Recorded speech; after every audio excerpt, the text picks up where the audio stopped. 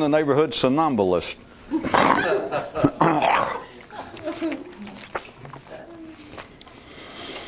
There are three minds possible for man, with the first two overlapping. The first mind is stupid mind, which is one-eyed, half-brain, argumentative, and the favorite of those at the fringe of contemporary times. The second is ordinary mind, which covers the area from basic sophistication to society's revered thinkers. The third mind possible is that of the liberated one, the mind fully freed from the confines of the first two. The verdict? Question mark. The man testified, "In a former life I was a crustacean." And the judge inquired, "And in what condition was your brain?" The jury remains out. Meanwhile, in another courtroom, an attorney asked reality, "Your Honor, may I have some additional time to confer with my client?" And reality replied, "Don't ask me, ask life. Next case." A man asked a mystic, "Does being enlightened entail being free from criticism?" And the mystic said, "Yes, but even more." So the man asked, "Then does being enlightened also mean being free from anger?" And the mystic said, "Yes, but even more than that too." And the man thought for a second, then said, "So does it mean being freed from even thinking about such things?" And the mystic smiled. How to watch traffic go by. First, Teflon your porch, then sit back and enjoy the sight. One man burnt down his library, eschewing all forms of regurgitation. He's now turned his attention to his mind. Whoa, watch out, mind. In case anyone's interested, the one way for sure you could tell that you've found a big-time mystical school would be that it never makes any reference to those therein. Of course, if you found a big-time mystic himself, he'd be of the same bent. To see who's with him. A man pondered on one of the matters I proposed. Quoting him, "What if, instead of me believing I sit on the porch watching traffic go by, I shifted my awareness in such a way that I merged with the traffic?" "Papa, is that why the awakened never seem to hear the horns blowing?" "'Tis true, my son. What disturbance is the center of a cyclone sense?" Life on the visible, mythical field of honor. One man threw down the gauntlet only to have it bounce back and hit him in the eye. Note that out in public areas, all challenges are made of rubber. Thus it be that, in that realm, men never succeed but never notice it either. Yet another conversation overheard. Why do men put up with self-appointed leaders anyway? Have you ever seen the shocking sight of a Wolfpack disoriented and in revolt?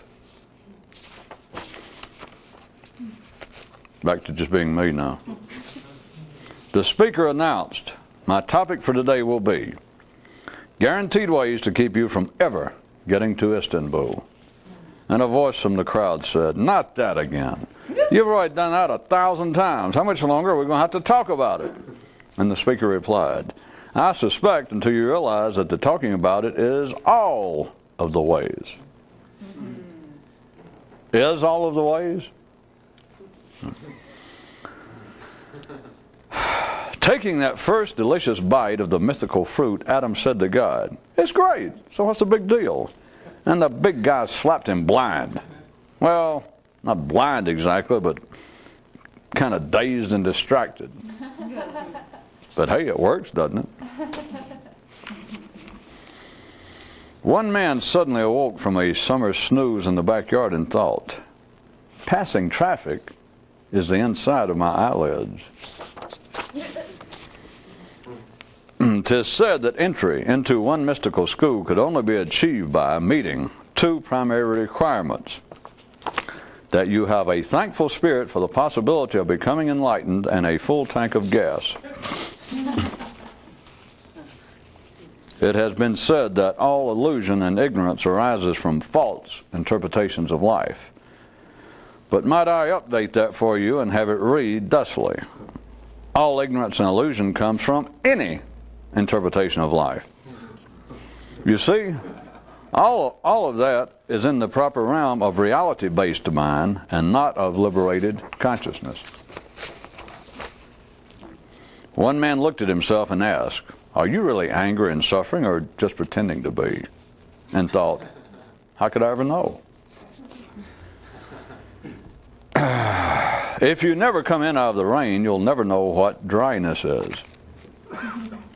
By the way, the guy who wrote this said that the original punchline moral was, if you never stop bleeding, you'll never know what clotting is, but that he decided there was probably only so much that you could stand. One man finally asked himself, in this effort, are we seeking to gain control or to let go? During an electrical beer storm, two mystics were talking, and one of them said, trying to explain things to an apparently interested audience is like trying to push 60 tons of dead weight uphill, and it, with its heels dug in, all the way. And the second mystic nodded his head knowingly and added, yeah, I sometimes feel the same way when dealing with my own mind. A question and then an answer. What is stupidity? Not knowing your potential.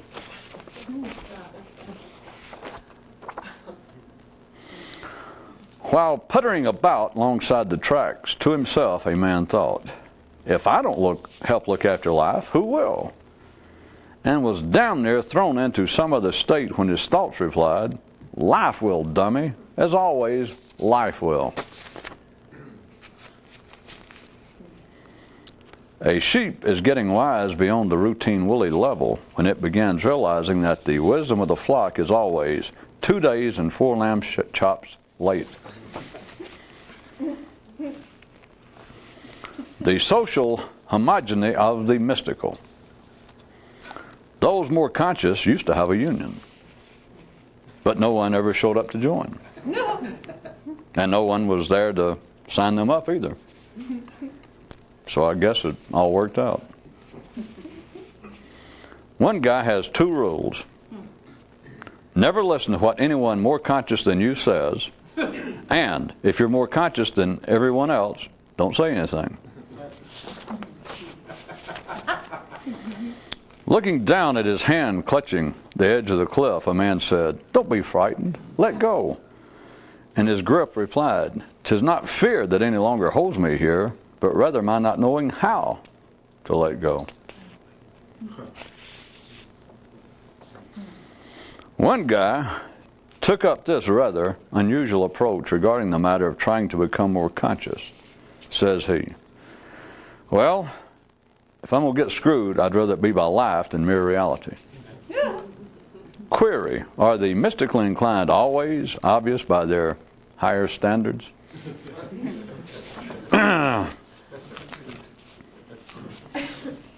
Testifying on his own behalf, or so, the man addressed the court. I would not be what I am today were it not for the disease. And all of the jurors, being human and understanding quite well what he meant, set him free without deliberation. One man thought, God, but I'm sick of thinking about it. To which his mind replied, continue to take the easy way out and blame it on me. And the man was momentarily puzzled. In fact, nearly jogged into a place beyond that. Trying to control attention and extend consciousness is a strange undertaking, in that it does not take either a long or short time to do. A man who doesn't know what he's doing, in the normal mental sense, may in fact be the one who knows full well what he's doing without thinking about it. As the rising sun crept to the edge of his horizon, a man thought, that favorable moment is near. How out of a crowd of, let us say, 6 billion or so, to identify a man who knows the secret? He'll be the one still standing after everything's been explained to everyone else.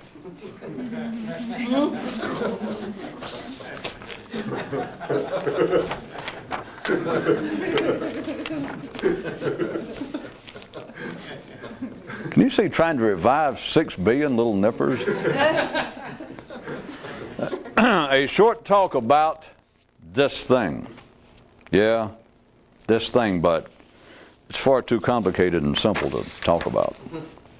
Okay, contestants, your final question in this round is, how can you tell that you have begun really thinking? And the man in the red jacket replied, when you take only what you think to be thinking and everyone else's as background noise. The mythical life on the firing range. One man started out wanting to be the most enlightened, awakened person alive, then later switched his goal to wanting to become a crack shot and shut up. One man started off as a mystical teacher, but so many people began to understand him that he quit. One man caught a glimpse of Istanbul, then tried to tell someone about it, and it disappeared. But here's the good news. Istanbul is in you, in your head. And if you disappear in there, then it won't have to. Animals and the mystical process. Animals, not having a mind, are already awake and enlightened. Now back to the pens with all of you. No awakened person ever claimed to be. How to tell that you have mystical potential? Being dumb and out of mental control makes you so upset that you're damn near prepared to do something about it. Does that cover it or what? God, that was a loud page. Mentally, no one knows what's going on but a mystic. But mentally, no one else needs to. Ducks off a water's back, thoughts off a mystic's mind.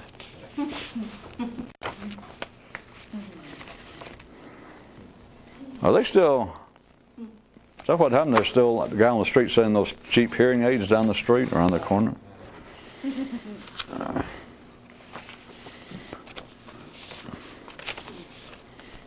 Back to a piece of some of the questions we were talking about that you people had sent in. One, I never did get around to mentioning that the end of the question was, how about some light, some comment, on the non-circumspect path to enlightenment? I think we'll skip any speculation as to why someone wrote that and just let it go. It could be described that there are 2 approaches, the nice approach and the rude one.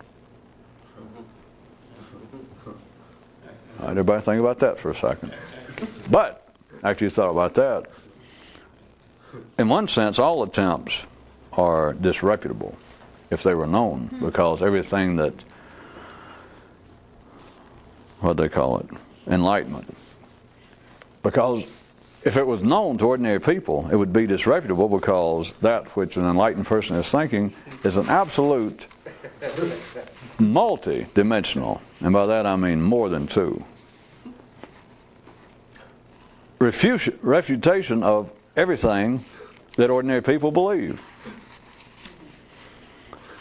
It would not be argumentative if it was simply a 2-dimensional objection to what ordinary people think. It would not be non-circumspect. It would not be disreputable, because then people could argue it. And no one takes an argument to be rude, as long as you stay within certain general physical, general civil boundaries. I might add right quick, do your own version going from person to person talking to you and your own mind. But we'll do it the easy way, like we're talking about two different people. It is no form of enlightenment, it is no form of new intelligence, it's no form of actual using the mind to anything approaching its real potential, to simply refute what people say.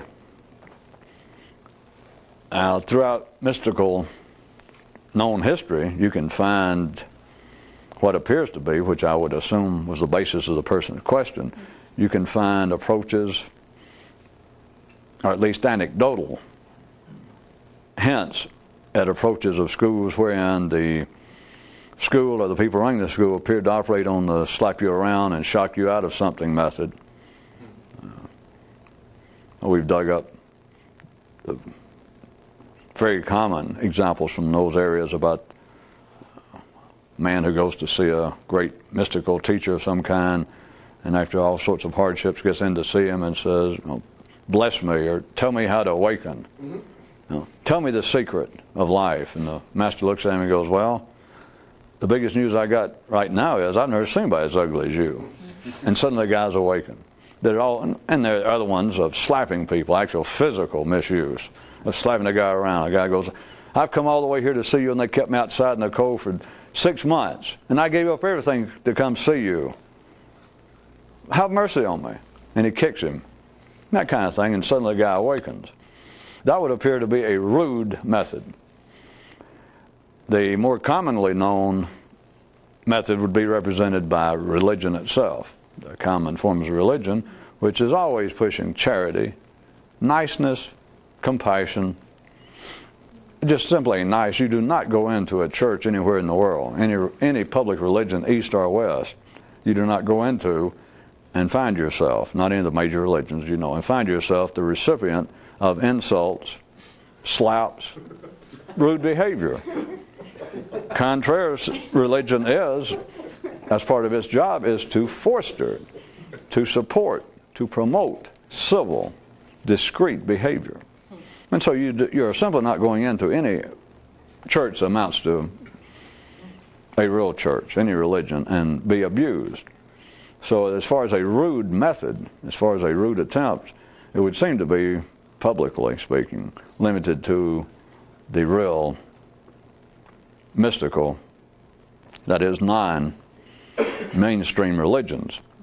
But that's a fact. You're just going to find very few stories. You're almost, in the Western world, you're almost limited to Zen stories. A few Sufi stories, I guess, are getting more and more translated.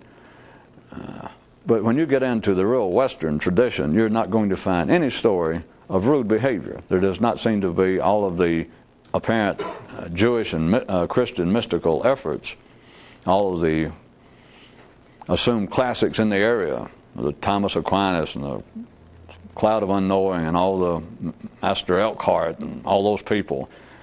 John, it's not Paul Bunyan. Why do you keep everybody always wants me to say Paul Bunyan, because then you want to try to imagine this big old ox going off on a pilgrimage. It's not Paul. All of those books, as you should know, and Dante and everybody else, even though there'll be a little blood and guts thrown in, it's still on the basis that if you're trying to do something extraordinary in the Western tradition, if in some way you're trying to reach some sort of union with God, some greater understanding of the nature of life, it's always on the basis of prayer, meditation, good works, fasting. But anyway, always nice behavior. There's no tradition whatsoever of any sizable public history in the West of that kind of rude approach. But I was going to suggest to you that it is wider used than the public record would show. And I am not now referring to just a physical activity of some school and its people. I would suggest to you that it's the individuals involved have found out. Why do you think I write so many of these that are about a guy talking to himself, and he apparently insults himself? All these things about looking inside his brain, looking in the mirror. And very often, the final line seems to elicit some laughter from If it wasn't you people, it's this other crowd that shows up sometime. I think it's your evil twin crowd shows up. But you could take it at a simple level. It seems to be, I guess if I was a psychologist watching this, you could think, well, boy, whoever's writing that's got some sort of real subconscious problems to work out. Look at the poor self-image. And they're always writing these things, all these people picking on themselves. Okay. I mean, they can say that, but I'm still not going out and pay money to be treated. So don't try to solicit my business. Or, I mean, whoever writes these. Back to the reality of it. That is, may I suggest amongst other things, a reflection of the kind of shock you have to do. It is also reflective of the many methods that you could say that I can stretch this of saying that there's a nice and a rude approach. It's also the kind of thing I could point out to use the Orient Express, the trip from Paris to Istanbul again, as an allegory, and that the desire to travel, the looking at brochures, the checking of timetables, you could almost consider to be a nice approach. That is, the thinking about doing something, the thinking about being more awake, the thinking about undertaking some extraordinary effort. Then the rude method would be actually to try to get on the goddamn train and go somewhere, to fight your way on. Or I can make it better, to get out the station and the train's never there and you have to make it up. You get down there and you've read, you understand what I'm talking, I have pushed I've pushed the envelope of allegoricalness. I was going to try to make fun of contemporary cliche-ridden language, but it's hard to make fun of something that's silly already, I guess. At any rate, I'm stretching the rude and the nice approach because you could look at it as being the desire to awaken, the desire for freedom from the ordinary mind, and then the actual effort. See, the desire always fits into a nice definition because you can go to mainstream ordinary religious people, for instance, as I point out, and if you just talk to them about the idea of a mystical union with God or trying to do something, you can find a priest or rabbi like, oh yeah, that's beyond the normal pale of what we're doing. But they will accept it if you go in with just an interested attitude. They accept it as nice. It's acceptable to be interested because they would then want to, if you weren't foaming at the mouth, they would try and interpret it for you that, well, you have a very strong hunger, my boy or my girl, for the love of God. Anyway, we can understand that, but that kind of desire, you're going to have to wait until after you die. We're not involved with that. That's beyond the pale of an ordinary religious person's possibilities. But they will accept it as being nice. But you can look at it as being rude that you keep going down to the station in Paris. You've read all the brochures, you read the timetables, and you've talked to people that say, yeah, it's down there. Have you been there and seen it? Well, no, but everybody knows it's there. I've never gone down to the track where the train actually leaves and goes to Istanbul. As long as you stand around and talk to it, that's nice. Anyone will accept that. Again, if you don't foam at the mouth, you could go and talk to the squarest person you know. You go probably talk to your mother and father. Now, I know many people blew it originally and scared the hell out of your parents, but you could probably go back now and know how to fake it. But the point is, you could even tell an ordinary person that, I read books about the great Christian mystics and et cetera. Some of your family was Christian. And you think, boy, I wish I could have devoted my life, and as much as I enjoy just going to church and et cetera, but just think about some of the Pauls and the Silases and St. Peter and all that. And even your mother or somebody go, oh yeah, that is nice. And she'd sort of be proud of it if you don't foam at the mouth and try to push brochures on her and get her to some new crackpot cult. That's nice. But if you start telling people, or if you start trying to find actually where the track is of the alleged train, and you start telling people, I've been down there, I'm looking, I don't find it, I am down there, that's what I'm up to, that's where I've been, then that is even worse than foaming at the mouth. Because that is considered to be rude. Sticking with my words of nice and rude, they could call it other things, but that is unacceptable.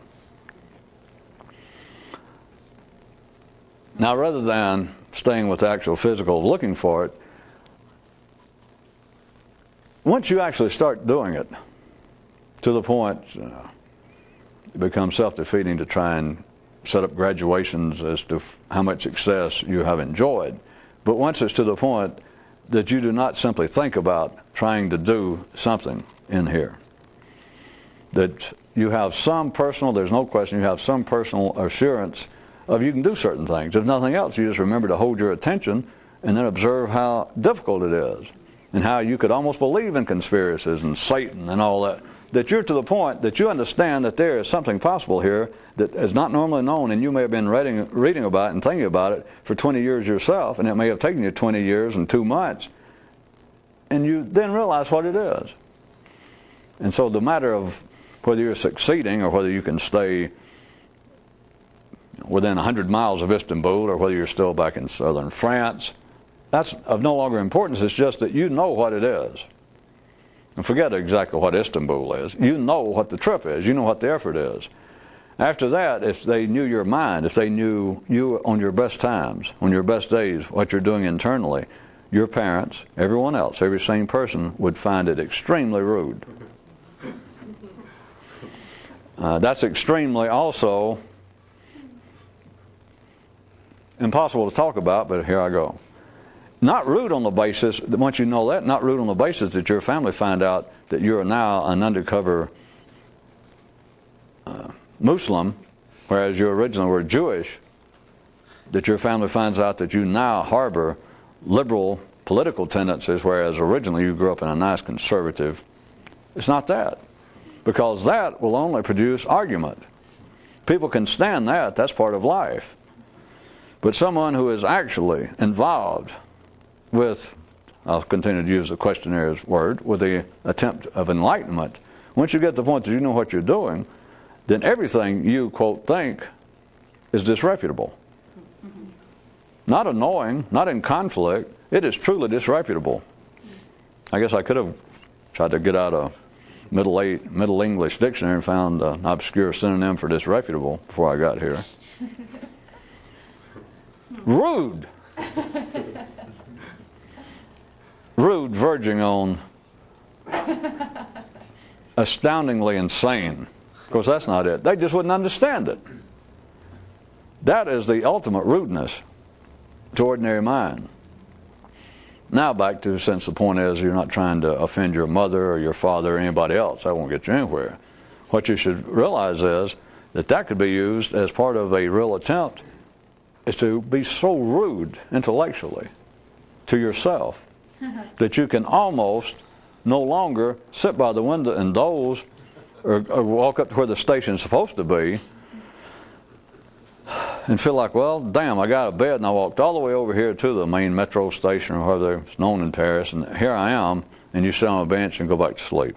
Of course, you don't have to do that. All you got to do is, if you can bring yourself to get there, after you've done it several times, you can get up in the morning in your regular state of being half asleep and in a daze and disoriented and still get to the station. Then even later, meet people for coffee, some of your friends, and they go, how's the old metaphysical exploration coming? And you go, well, I was back down at the station again today. And then you, to yourself, you go, I think. And the only way you can go by it is the habit, which is the only way you know at the ordinary level of that you've got a mind anyway, is you selectively, you know I keep doing things by habit, and so I know it's me. That's the history of me, is a certain habits stand out. And you go, well, I'm still working on it. And they may buy you a cup of coffee or hit you on the shoulder. Good boy. Because one time they may have been interested, and they go, well, I just don't even have time. I can't even go looking for it anymore. Have you actually been downstairs where the tracks are and looked? Oh, yeah, I got down. Well, I've been down I've started down the stairs and stuff. Yeah. And they go, wow, I wish I had time to do that. What if to yourself, you realize all of that, the operations of your mind, those kind of conversations, those kind of excuses, those kinds of identifications of who you are and what you've been up to, that you could be so rude that it's unbelievable. Then rather than having to worry about, I'm going to wear a hair shirt, not that that can't be used, but in addition to any sort of arsenal that I am going to, if at least I'm going to do one thing in my goddamn life, say many mystics, I'm going to get to where at least, like one day in my life before I die, I'm going to wake up in the morning, and as soon as I awaken, because I've even told you guys kind of tricks, you can do that. I hadn't mentioned it yours, is you can, for people who think the mind is absolutely out of control, before you go to bed, you can pick out a word, and that the first thing when you open your eyes will be artichokes. And you can sleep 8 hours, you can toss and turn, do all sorts of things, and awake in the morning and go, artichokes. Right where you left off. So let's just use that as my kind of mystic. Once he begins to understand some of these things, as he would think. Now that I suggest at least once in my life, I don't care if I ever see the face of God, if I ever end up playing billiards or Rumi, I don't care if I get rheumatism, I don't care. Well, I don't care if I never see Istanbul. I'm going to do one thing though. I'm going to go to bed thinking artichokes. As soon as I awaken in the morning, it's going to be artichokes. And for 10 hours, 12 hours, when I awaken, that one time it's going to be artichokes. And right then it'll be like I have my mind right there. Like I have caught a small hummingbird. And I'm going to pull down the covers. I'm going to get out of bed. And I'm going to balance that thing the rest of the day. I'm going to go shave. I'm going to do everything. And I will not lose control of that for 8 hours. Go to bed early then, 6 hours. And of course you find you can't do it for 6 seconds. But would that not be, once you understand what it is, this is absolutely a rhetorical question because you know the answer, would that not be worthwhile? Because once a man understands it, no matter what was been called previously to him undertaking, but before his understanding of what's involved, he knows that that would be miraculous. If I could, all right, let's go with the artichokes. I kept mixing up metaphors, I guess. I was trying to get you to physically, because most of you know what I'm talking about. But artichokes, that you awaken one morning in your life, and artichokes is the first word, and the rest of the day, for 8 hours, one simple thing. I will keep the word artichoke in my mind, but you can do it right now. You can think artichoke, and your mind's still running on listening to me. You can think artichoke and you can think something else. You can think artichoke and bananas simultaneously. Well, you got to find your own way. You can picture artichokes and you can say bananas. The point is, you got the word artichoke. I'm going to go all day. No matter what else goes on, just my ordinary day. But for 8 hours, I will not forget the word artichoke. It will be with me with every breath. And a man who knows what he's doing, a man who knows what the track is between Paris and Istanbul, understands if I never see Istanbul, if I could do that, I'll die happy this afternoon. And of course, you know you won't die, because if you do that, you're going to explode a long time before you die. You're going to be in a different world. If you consider then, on top of all that, in addition to that, was what I was going to infer, that you could use a kind of rude method. The nice method is what? Remember, I've kind of shifted the allegory of using the nice and the rude method of attempting to awaken. The nice method is everything you've always tried. It's everything that everyone tries, even if they're not trying to awaken. It is the civilized method of everything. It's the psychological method, the sociological method. It is the approach every decent person takes. They mouth it. It's already in their mind that that would be what they would do. I was representing it earlier by religion. It is the nice approach. If you go to a psychologist, use that as another way that you're looking for help. You're trying to improve your mind. You're trying to improve yourself. You go to a psychologist, a psychiatrist. You know, no matter what their method, no matter which school they swear allegiance to, you do not go in for counseling and sit down and tell some psychiatrist, some counselor, your problem or how you feel, and them go, you dumb mother. You know, in other words, that same shit is knocking you around. Boy, you crazy. Get out of here. Blech. A minister, a rabbi is not going to do it. Civilization, ordinary decent people are not going to do it. But when it gets to the level that apparently would be professional sources or professional potential sources of help to improve yourself, they're all nice. If they're part of the public wheel, if they're part of the public common market, if they're that which is available and you go for help, it is always a nice method. Once you understand that, then it's not a matter that the rude method is better. It's just this. you're already acclimated to the nice method. What's it going to do for you? You got to turn the clock back, most of you, or all of you, and go even back further before you ever even heard of Paris to believe that anything that's already a habit to you is going to work. Contrary, anything that's a habit to you is traffic going by. The only traffic going by is you sitting on the porch before you grazed it. And it's the hum of bees and flies around your head, the noise of everyone else you know inside the house, the background noise of the rest of life's thinking. It is all nice. It is habitual. And if there's anything, I hate to understate things like this because I know sometimes it makes some of you almost pass out. If there's anything, all right, now hold on, that you don't need, it's habitual behavior. I know. Sometimes it comes as such a shock that people go, oh no, I already knew that. And so there you go. Did anybody follow that? If so, your porch is not sufficiently greased. You are sitting on a veranda whose middle name is Viscidity. There is no niceness based upon a civilized person starting this, a decent, sane person. There is no such thing as a nice approach. Remember the original question, that's why I went ahead and used it. Would you say something about the non-circumspect approach, path to enlightenment? It is actually the only one. And it doesn't matter where, and it's got nothing to do with you being rude to other people, of course. But my stronger and stronger hint, or what I was trying to nudge, is you cannot go by anything habitual. There's no way to stay awake at night by sleeping. If you do not come in out of the rain, if you don't think all of them are connected, I'll make them connected. The guy pointed out, if you don't come in out of the rain, you'll never know what dryness is. It's that simple. You can dream about being awake while you're asleep at night. But if you don't ever actually get up out of bed, it doesn't matter. And nobody can argue with you. Somebody in their dreams will say, you realize you're dreaming all this? And you go, no, I'm not. They go, yeah, you are. And you go, no, I'm not. I'm awake now. I couldn't talk to you. They go, you're just having a dream about doing it. And you go, I get out of here. I don't have to do that. So you're safe as long as you can argue. If you try to use any method that you already know, if you try to use anything available, which some of you surely have already pieced together, is why it is such an irresistible and almost immediate and unavoidable urge to go to some exotic place once you undertake this, without people knowing why. They just know that the ordinary surroundings, something's wrong, something's missing. It's habit. It's the noise of the traffic.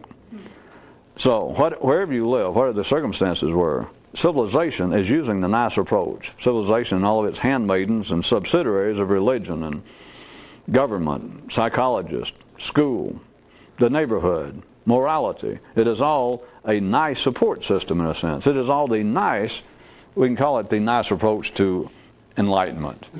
Well, it's the nice approach toward progress.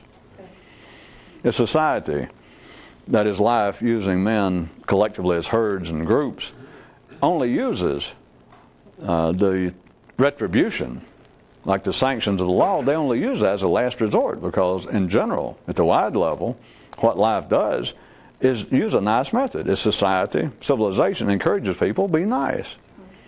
And it's a last resort that either be nice, don't steal from other people, be nice. We all need to, and if you don't now, we hate to say it, but we're going to have to arrest you and cut off your foot. We're going to have to do something to it. It is the nice approach wherever people live. It is apparently a method of encouraging it on the positive side.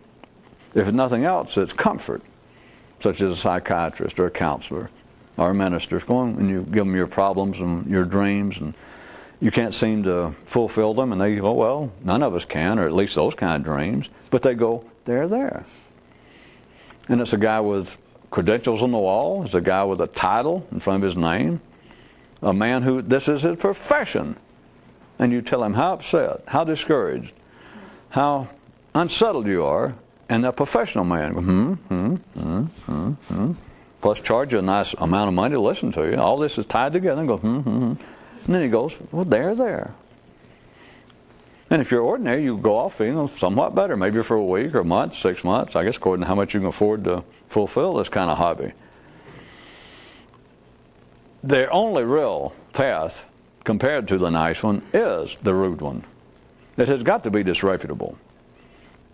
But look how easy it would be if people heard that, or people who would read a story about some Zen monk that slapped around everybody that came to seek wisdom, that kind of story. Then they could think, well, I always knew that I was sort of a rebel, that I was a satirist. In other words, they're a smart ass.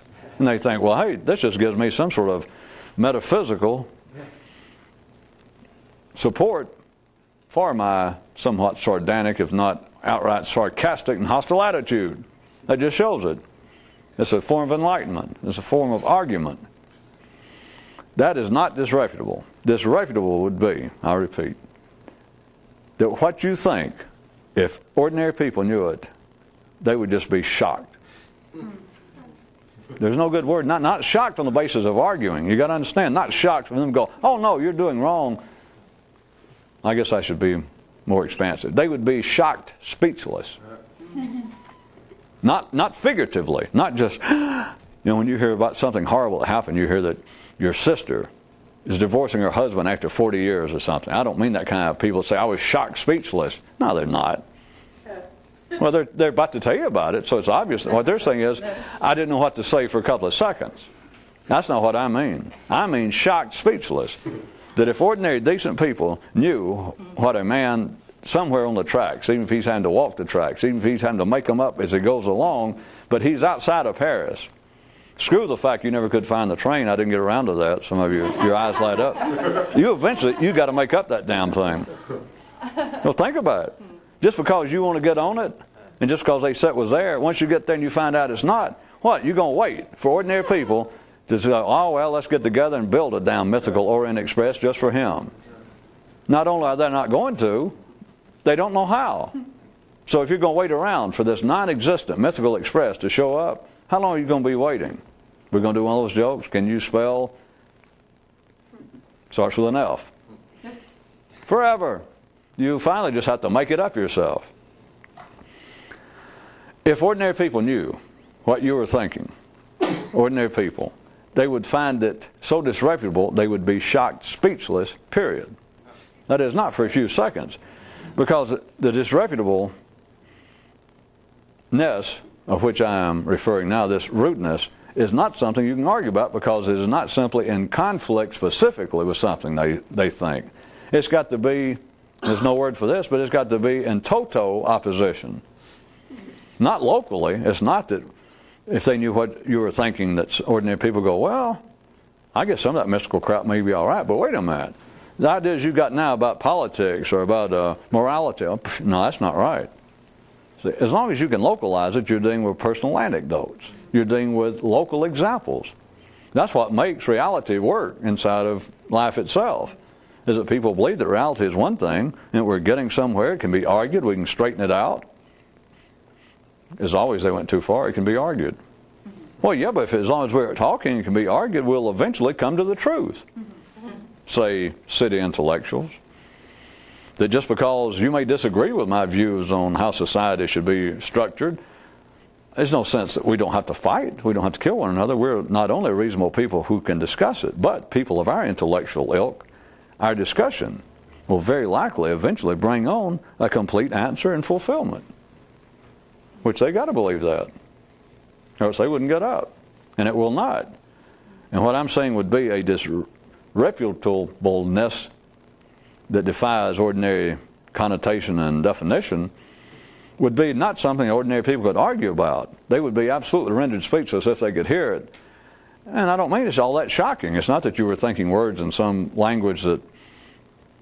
It's not any magic. It's just if they knew that there was possible, not a person, it all sounds personalized, but if they knew that there was a way to think, if they were suddenly confronted with it, and could understand it, which they can't, because they could think that way already. But if in some way you could take people at the ordinary level, and you could take an enlightened sense of consciousness, a higher enlightened mind, and you could make them see it, which they couldn't, but you understand, we're dealing with it, and you could make them see it, that's when they would be... Of course, all that's not true, because if they could see it, then they would be enlightened. But if they knew it, back to answering the question and back to how you can use it on yourself internally, if you could take that and stick it in front of you there on the porch, The whole idea about traffic and what I like, it's gone. It's not that somebody came along and said, I heard that you were having trouble every time you saw those light green cars go by with dented fenders that was giving you fits. No, it's not that. Of course, an ordinary mind could then say, well, what is it? It's not that. Anytime you're still talking to yourself, you're using the nice method.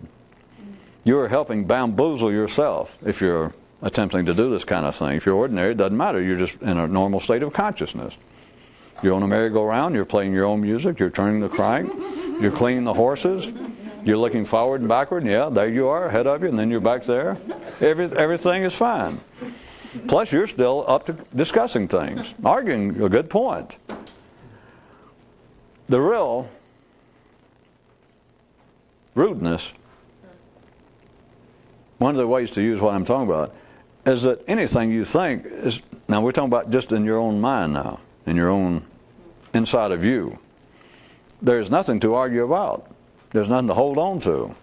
As long as you are still debating anything with you, you are stuck in your seat on the porch. You don't need anybody else, which is one reason ordinary people like to have mental friends. Because if you can go out and argue with somebody else, you can forget that it's you.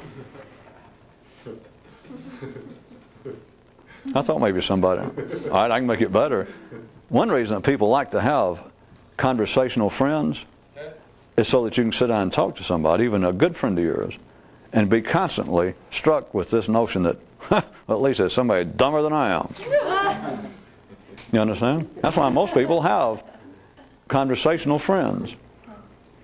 Anytime you see people having good coffee shops or the cocktail parties at faculty, anytime you see ordinary people having serious conversations and holding each other's elbow and debating things, I don't mean it's dangerous, it can be a nice hobby, but as far as them believing that some sort of intellectual, like they're doing some sort of combined assault on the heights of ignorance and of further intellectual development by their conversation, that's fine.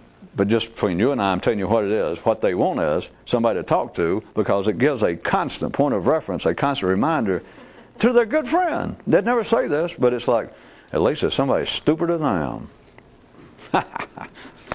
Good point. I never thought about that. They think, Jesus, nobody ever has. It's too dumb to think about. Good point. See, all of that is circumspect, though. All of that is nice. All of that is socially acceptable. And people do it to themselves, though. I'll refer you back to the kinds of stories of the old mystical masters, wherein a guy, through some trick or begging, gets in to see a mystical master and asks, please tell me one thing or answer this one question. And the common story, and that seems to be out of the mainstream, is of the guy saying, that's your question? That's too dumb to answer. Throw this guy out. Now, when the story has some decent feeling for the audience, they'll say, suddenly he was awakened. They always throw that in. Well, sometimes it's true. But you play the same game, everybody's mind does, and there's no way out for a long time. You can't see the way out. The ones I pulled out that I didn't get to was one man thought is the approaches. See, I'd already written one a different way for you. The approaches, one guy thought, and it's just what I'm talking about with this question and everything else. One guy, after he had some idea what this was about, this guy said, well, what is it we're actually trying to do?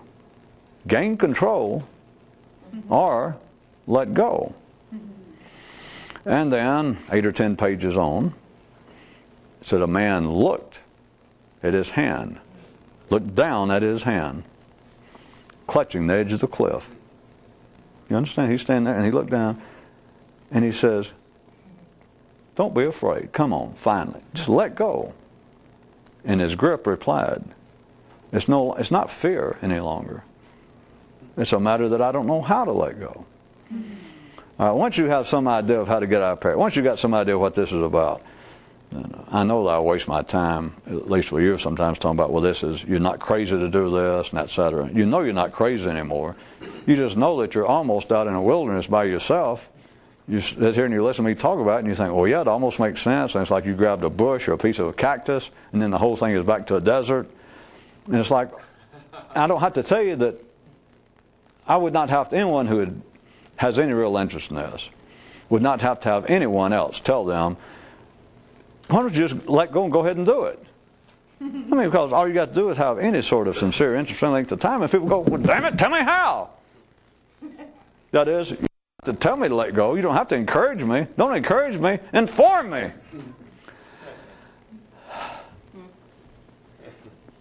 Is the method, is what people are after, and I've even been using the terms, trying to bring one's attention under control. Using even the example of waking up one morning, just one day, 6 or 8 hours of your life, and to have such control over this, that you can wake up thinking, artichoke, and you have such control. No matter what, your mind can answer the phone, you can go shave, you can drive to work, you can do some book work at the office, and all day long you have such control. You never forget the word artichoke. God, that sounds inspiring. It sounds it's damn near impossible, but how about this? There is an equally valid description of it, and that's I called it the letting go. I could have called it something else. One would be, I'll redo it, the bringing me, speaking of course up here, bringing it under control. That's the one method. The second method is it is. It's the rude method in a sense. I've changed the allegory even a little bit more. But and if you gave people their choice, if they could listen to it, would-be mystics or even just seriously religious people, if you say, well, wait a minute, I can tell you how to be a real good Catholic or Jew or Muslim, but especially a mystic. Now, well, how? There are 2 ways. Now, one is to try and really do everything that a good Jew would do. I mean, you have got to be faithful to the tradition and all the kosher law. You've got to do everything. And everybody knows that. If they're trying to be a Jew or you tell a Christian you got to live by the tenets of our particular, they go, well, I know that. You go, no, not just show up and do lip service. You've got to actually grab that thing. You have got to hold on to what it would take to be a Christian or a Buddhist, and you can't let go of it. And they would hear it. They'd go, well, because they know it's true. If they're taking it seriously, they go, oh, yeah. And then if you said, but wait a minute. And of course they would already know, well, I can't do that. Because they've checked around and priests and rabbis tell them that they can't. And they always say, well, no one was perfect but Moses or Jesus or Buddha. You know, nobody could do it but them. That's why we named it after them. No. Don't think about that. Well, you can if you want to, but then you're left having to think about, when did they call psychoanalysis or psychology? When did they name it on man's mind? When you find out it's got nothing to do with man's mind. We don't need your minds in here. We got plenty of rats. Come back later. And we got some statistics left over for those of you that didn't understand that. And so you tell people, all right, here it is. The whole thing to becoming awakened, enlightened, a real Christian, Jew, Buddhist, whatever it is to be able to take your intention and to hold it. That is, you say that you want to be a good Christian. You say that you want to be a true Muslim. Yes. Well, you can't just say that. You can't just go and do the prayers. You can't just do the rituals physically. You have got to be able to have that desire and bring it under such control that when you wake up in the morning, you're thinking Allah or Muslim or whatever. And all day, no matter what happens, it would be your protection if you could hold on to that desire. If you had that kind of fire in you to be a true Muslim, somebody could go by and blow their horn and holler, you look like a foreigner, or just get out of the way. And your mind wants to go, screw you. And even part of your mind, you can hear it go, screw. And yet you hold on to, only God is awake, only Allah is great. Artichokes. No matter what happens, you can hold on to that. You tell people, you say, that's the way to do it. They hear it and they know it's true. And they know they can't do it. And I go, wait, but not to fear. Oh, hey, you did not come to a bargain basement. I got a second way that's equally as valid. Instead of holding it under control, your desire, your aim, the second method, you can't talk about it, but I'm going to tell you. The second method is the screw it method. You think everybody wouldn't jump at the next one? I mean, assuming that for whatever reason I was dressed funny enough and hypnotized them, that they took what I was saying seriously. They would not question the first version, the first method, because they knew that. They know it. Now, people want to whine. God, I just can't, I don't know, I can't be more conscious. I can't be more alert. I can't be a better Christian. I go to church I just can't be. I've tried everything. No, you haven't. If you would control your desire, your attention, that is, what you say one of the most important things you want to do in life is find some kind of mystical union with God, or just be a good Christian. They go, yes. Now that's really the most important thing in your life. Yes, it is. Well, I'll tell you how to do it. Well, how? Hold that desire to be a Christian and do not let it out of your consciousness. Because then all these stories about the spirit, the flesh is weak. People go by and they drive by the car and go, screw you, and I go, screw them. If your attention didn't wander, if you could hold that I want to be a Christian, you couldn't use excuses like, well, I did it before I thought. If you had one thought you were holding in mind, no longer could you ever say, oh, well, I did it before I thought. Hell, the Pope can say that. Everybody can say that. But if you can think artichokes all the time, somebody can't pull past you and go, screw vegetarians. You go screw. You can't do it.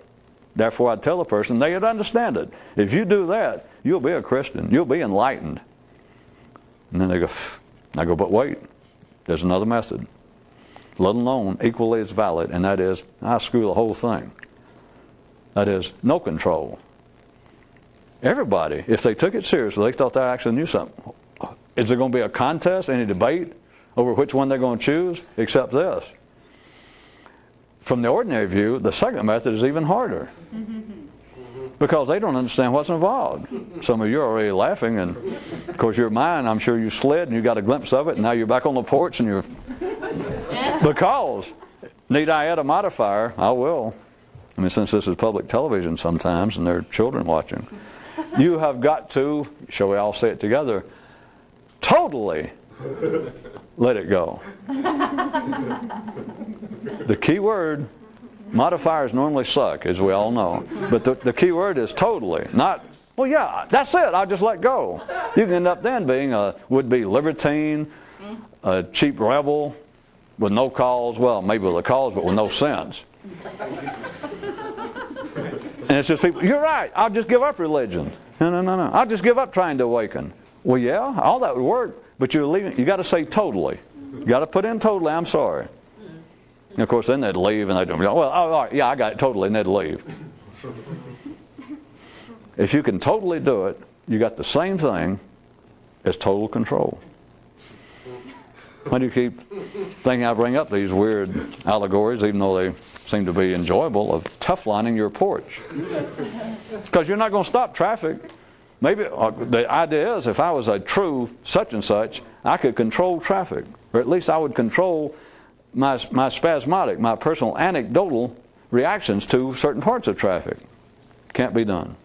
All right, it can be done, but you've got to sit there on the porch, and you have got to have absolute control over your reaction to this going on constantly. You were born there, it's been going on, and you've got to have absolute control, and everybody, as soon as you describe it that way, they go, yeah. And then you don't have to say, you're faced with a real uphill battle. They know it's impossible. The other one is, sit there on the porch, grease the chair, just put lard all over the whole porch, which we were talking about your mind. For a while, a few months ago, I was using the Maypole and children out playing around and dancing around the Maypole, and I talked about greasing it. Nobody ever seemed to get much out of it. What a horrible thing to do to a child. It would be a wonderful thing. If Jehovah had had any decency and care about Western people, as soon as Adam ate the fruit, that is, said something, and if he had had any decency, he would have absolutely greased up Eve. Or looked at from a woman's view, he'd have greased up Adam. Looked at from a non-sexual view, he would have taken man's mind then and just covered it in bar grease, as the mystics say in Oklahoma. And then you would have had something. Because then you wouldn't have to worry about control. Did it all get on?